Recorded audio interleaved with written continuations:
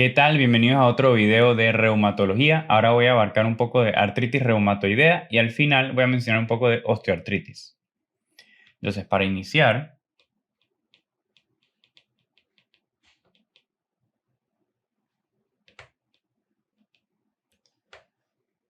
artritis reumatoidea es más común en mujeres que en hombres.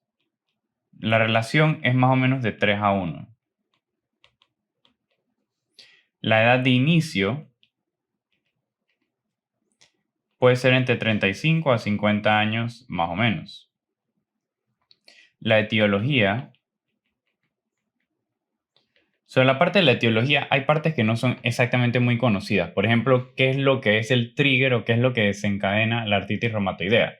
Quizás sea un agente infeccioso, un sujeto pues susceptible, quizás sean factores ambientales, entre ellos, por ejemplo, el cigarrillo. Lo que sí se sabe es que hay una inflamación, una fase inicial de inflamación no específica hacia las células sinoviales. Es decir, hay una sinovitis inflamatoria, al principio es no específica, inicia de una manera simétrica también. Luego hay una fase de amplificación. Entonces, esta fase de amplificación es donde hay activación de células T.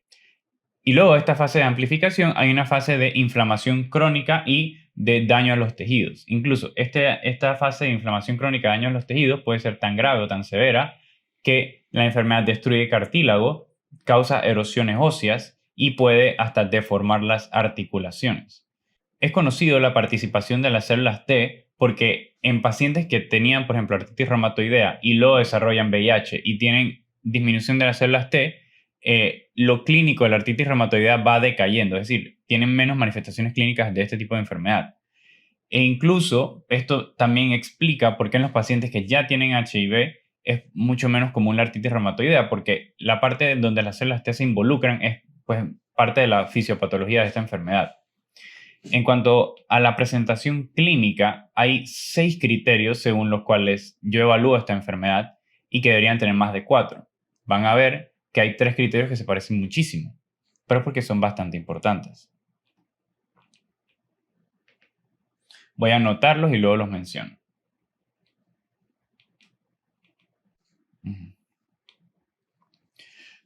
Ok, de estos 6 criterios que tengo aquí, yo necesito 4 para el diagnóstico de artritis reumatoidea. Entre esos criterios están rigidez matutina por más de 1 hora, inflamación de muñecas, articulación metacarpofalángicas o interfalángicas proximales, esto es las siglas en inglés, proximal interphalangeals, por más de 6 semanas, inflamación de más de 3 articulaciones por más de 6 semanas, inflamación simétrica de las articulaciones por más de 6 semanas, factor reumatoideo positivo o anti-CCP positivo y aumento de ESR o proteína C reactiva. Básicamente ven que 4 hablan de inflamación. O sea, rigidez matutina es evidencia de inflamación y estas son de inflamación crónica. Todos por más de 6 semanas, que sea simétrico, que sea por lo menos oligo o poliarticular y que sea en los sitios característicos, por ejemplo, muñecas, articulaciones metacarpofalángicas o interfalángicas proximales. Y 2 son de laboratorio, de factor reumatoideo, que es el sensible pero no específico, o anti-CCP, que es el específico, y de marcadores de inflamación. Entonces, si se dan cuenta, básicamente para el diagnóstico estoy hablando de criterios de inflamación poliarticular. O sea, no estoy hablando de algo que me indica, por ejemplo, no es solamente si el paciente tiene anti-CCP positivo, ya eso es, sino que es un conjunto de signos, síntomas en el cual yo me oriento por artritis reumatoidea. Aunque esta enfermedad tiene estos criterios, la artritis reumatoidea puede afectar otras articulaciones, puede afectar articulaciones pues, del codo, puede afectar de la rodilla, incluso en pacientes con artritis reumatoidea, afectación de la rodilla termina en reemplazo de rodilla, o puede afectar al final varias articulaciones, no necesariamente son estas. Pero algo que sí es característico es que la artritis reumatoidea nunca afecta las articulaciones interfalángicas distales ni afecta las articulaciones de la parte baja de la espalda. Eso sí es característico de la artritis reumatoidea. Ok, en cuanto a hallazgos clínicos de la enfermedad,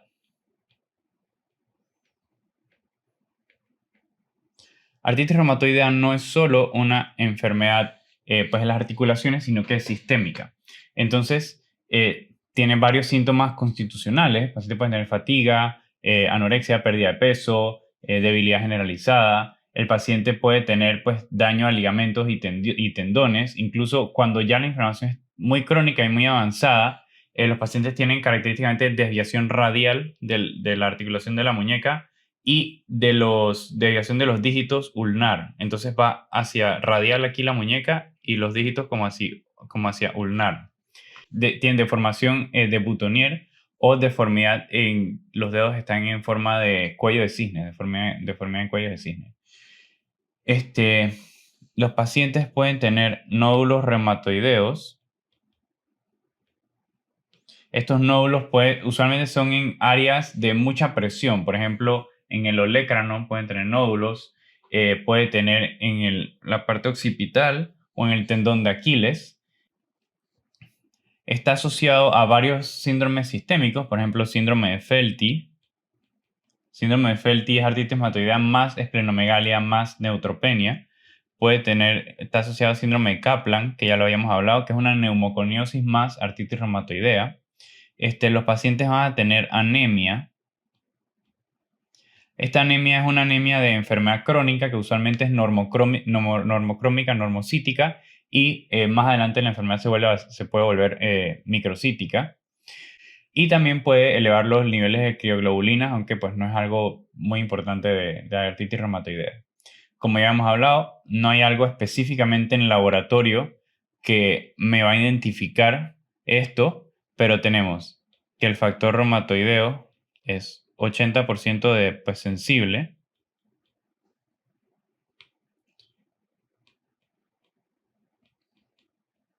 Y el anti-CCP es el específico, que es el que más me sirve. Incluso monitoreo la enfermedad con el anti-CCP, que es decir, la voy tratando y el anti-CCP debe ir disminuyendo.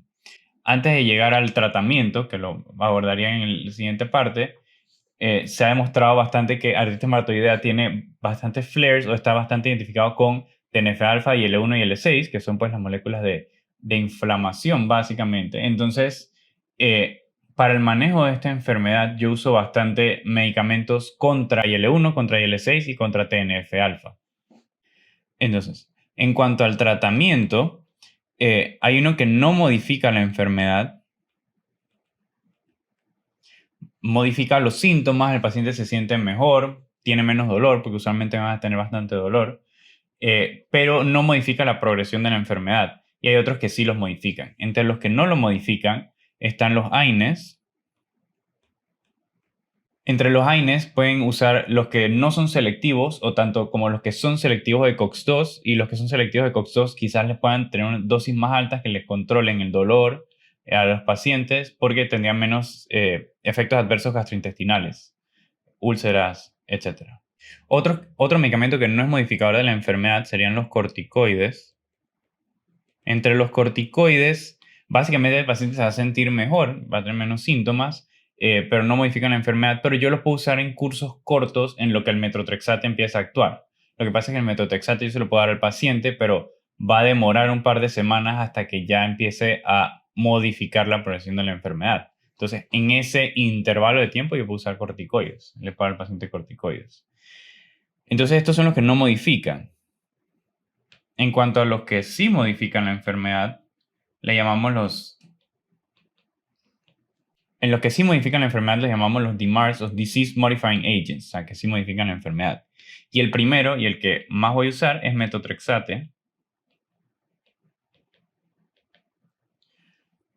El metotrexate pues, sería el gold standard. Tengo que tener cuidado con el hígado, tengo que tener cuidado con pues, estos efectos adversos del paciente, tengo que tener cuidado si caen los niveles de leucocitos, pero es el gold standard que usaría primero. Otros son los inhibidores de TNF-alfa. Entre esos están infliximab y adalimumab.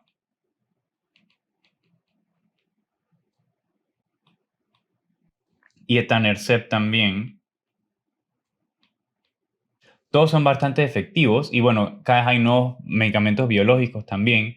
El único tema es que hay que hacerle un screening al paciente por tuberculosis, porque si él tiene, pues, si ya tiene tuberculosis, voy a hacer que termine una tuberculosis diseminada o mucho peor, porque bueno, recuerden que lo que mantiene al granuloma adecuadamente es la respuesta TH1 y TH1 depende bastante de TNF-alfa.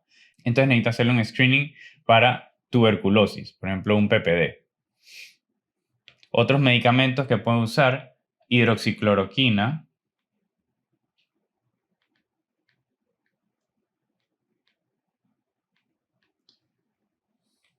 oro, si es un medicamento, y sulfasalacina.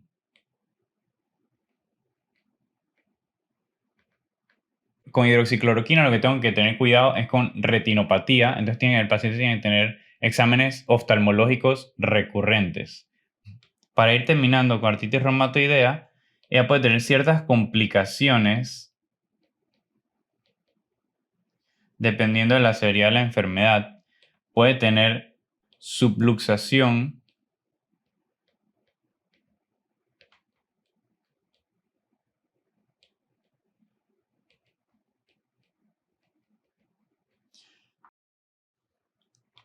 puede tener subluxación atlantoaxial. Tengo que tener un poco cuidado con estos pacientes porque, bueno, o sea, si tengo una subluxación aquí entre C1 y C2, me explico, y tengo un daño medular por esta subluxación, pues el paciente puede perder la vida. Entonces tengo que tener cuidado en los pacientes con artritis reumatoidea que se quejan de dolores de cabeza occipitales. Y bueno, y síntomas neurológicos superiores, por ejemplo, pues parestesias en extremidades superiores, por ejemplo. Y también tengo que tener cuidado, pues en los pacientes, si van a ir a una cirugía pues electiva y van a ser intubados, descartar esta subluxación subclínica, porque bueno, al momento de meter el tubo también puedo empeorarlo. Entonces, tener cuidado, claro, en el caso de ser electiva, si es de urgencia no se puede hacer nada. Eso puede tener el paciente es una subluxación atlantoaxial. Y lo otro que pueden tener los pacientes es un quiste de Baker. Esto es un poco curioso. Si uno no conoce al paciente que tiene artritis reumatoidea, esto incluso se podría hasta confundir con una trombosis venosa profunda. O sea, puede tener el paciente puede tener la pierna pues edematosa, hinchada, aumento de volumen por un quiste de Baker que se rompió súbitamente. Y bueno, ahí vendría el diferencial y el ultrasonido me ayudaría bastante a diferenciarlo. Entonces, esas serían dos complicaciones que pueden tener pacientes con artritis reumatoidea. Ahora mencionar brevemente osteoartritis.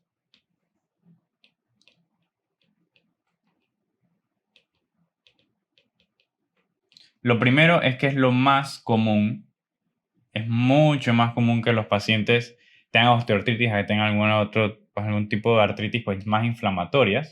Recuerden que esta es no inflamatoria. El daño es en el tejido articular. Hay destrucción del tejido articular por remodelado e hipertrofia del hueso, pero como les dije, no hay inflamación, no hay edema, no hay calor, no hay aumento de volumen. La enfermedad es crónica, desarrollo en años, es más común en las personas de mayor edad y a medida que va avanzando la edad es más común. La articulación más afectada, pues en general en osteoartritis, es la rodilla y la segunda más afectada es la base del pulgar. Esta involucra las articulaciones distales, aunque no es relativamente lo más común, lo pongo porque esto me ayuda a diferenciarlo de la artritis reumatoidea que no involucra las distales, las interfalángicas distales, acá. Puede ser idiopática o puede ser secundaria. Idiopática es la forma más común, donde no hay un factor pues, incidente que causa la osteoartritis, o puede ser secundaria, donde el paciente sufre de algo, por ejemplo, sufrió de gota, enfermedad endocrina como diabetes mellitus, acromegalia, enfermedad por deposición como hemocromatosis, o factores mecánicos, traumas repetitivos, o incluso en pacientes obesos que ponían pues, bastante peso sobre la rodilla. Estas son las otras causas menos común de osteoartritis.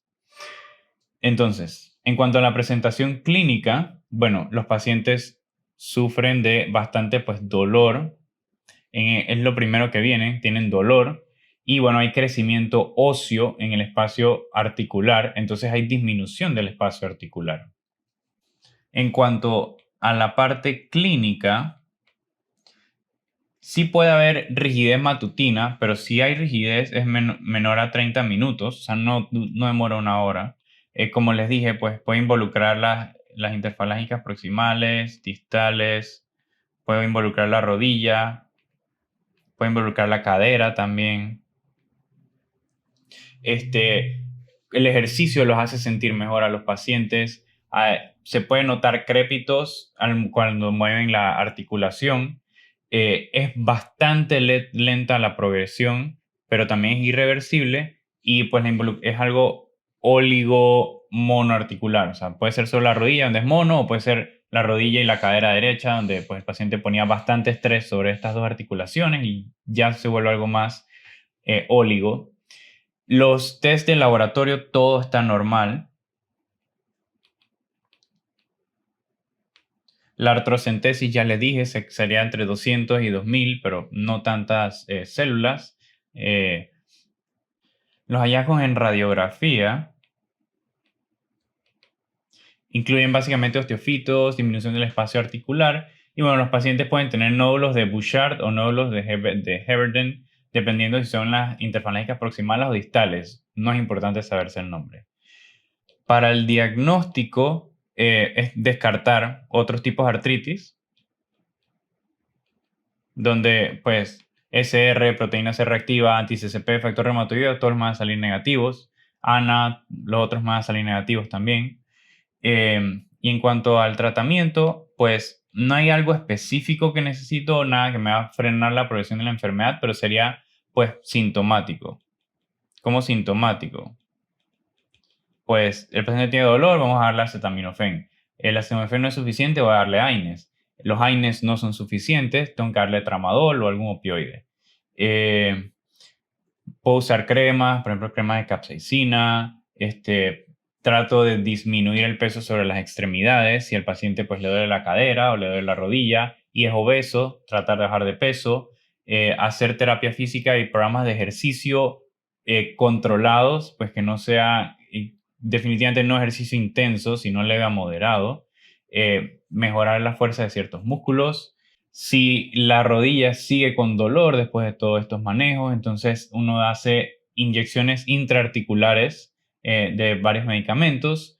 Y si aún no funciona, ya el paciente llega a las últimas, entonces necesita hacerle un reemplazo de rodilla, pues por el dolor de la osteoartritis que no manejaría.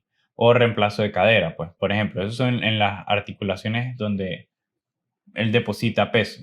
Entonces, al final, el tratamiento va a ser en base a lo que refiere el paciente y cómo él se siente y cuánto dolor tiene. Entonces, eso sería con osteoartritis y artritis reumatoidea. Lo veo para el siguiente video.